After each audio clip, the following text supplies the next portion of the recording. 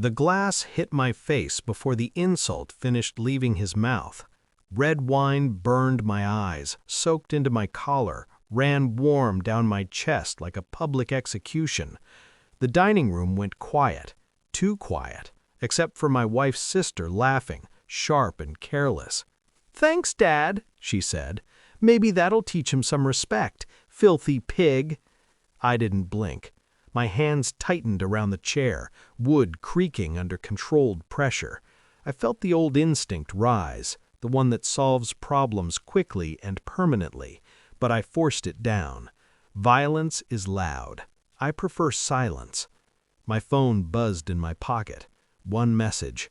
"We need to talk about the house. Dad." I looked at my father across the table. His face was flushed with power. He thought he owned this moment, thought he owned me. He didn't know what I'd signed that morning. He didn't know what my company was worth. He didn't know this was the last time I would ever sit at his table. I stood. "I need to take a call," I said calmly. No one stopped me. They never do when they think they've already won.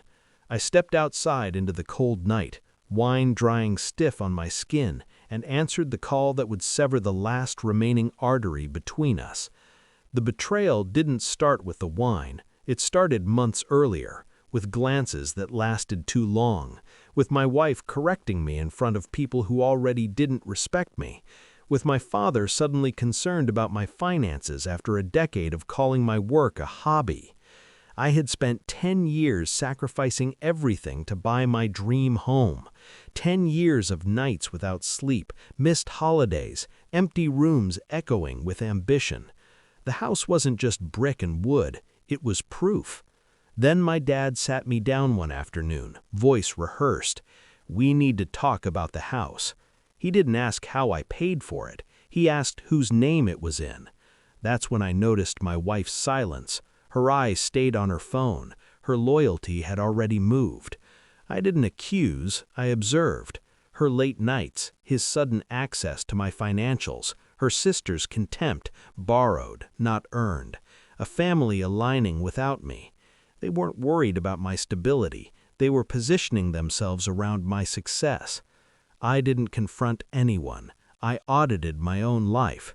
Phone records first, shared plans, deleted messages recovered from backups she didn't know existed, meetings my father attended that I hadn't invited him to. Then the paperwork. I pulled corporate filings, traced shell conversations disguised as family support. My wife had been feeding him information, my projections, my valuation discussions.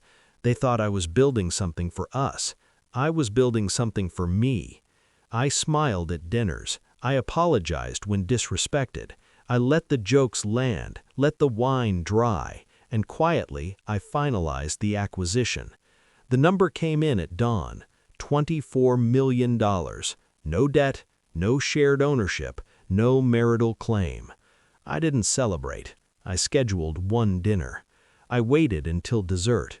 My father leaned back, smug. My wife finally looked at me, searching for weakness. I slid a single folder across the table. "What's this?" my dad asked. "My valuation," I said. "Final." He opened it. The color drained from his face. 24, his voice cracked. "That can't be right." My wife reached for the pages with shaking hands. I watched them read their own irrelevance. "You lied to us," she whispered. "No," I said. I stayed silent. The difference matters. That's when my father stood and shouted, voice breaking under exposed authority. "Get out, you lowlife!" I smiled. Not because it hurt, but because it was predictable. "I already did," I said. I slid one more document forward, a legal notice.